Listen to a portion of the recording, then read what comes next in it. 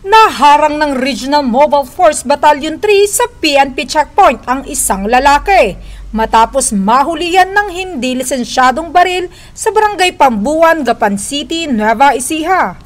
Ang buong operasyon na pinamunuan ni Police Colonel Enrico E. Figueroa, Force Commander ng Regional Mobile Force Battalion 3 na kung saan pinangunahan ng 303rd Maneuver Company ng RMFB 3. Kinilala ang suspect na si Mark Anthony Tino, security guard residente ng Barangay Kapitan Pepe Division, Cabanatuan City, Nueva Ecija. Nahaharap ang suspect sa kasong RA 10591 o Comprehensive Firearm and Ammunition Regulation Act. Ayon sa inilabas na ulat ng Police Regional Office 3, wala itong maipakitang kaukulang dokumento na magpapatunay na legal ang kanyang baril na isang 8mm Kimar pistol na mayroong magazine assembly at 6 na bala.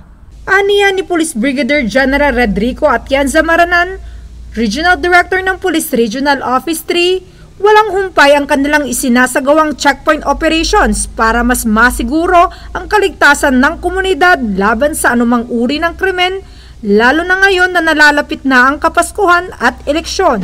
Mula dito sa City of San Fernando, Pampanga, ang inyong PNN Correspondent, Police Corporal Giselle V. Rivera, alagad ng batas, tagataguyod ng Balitang Pulis.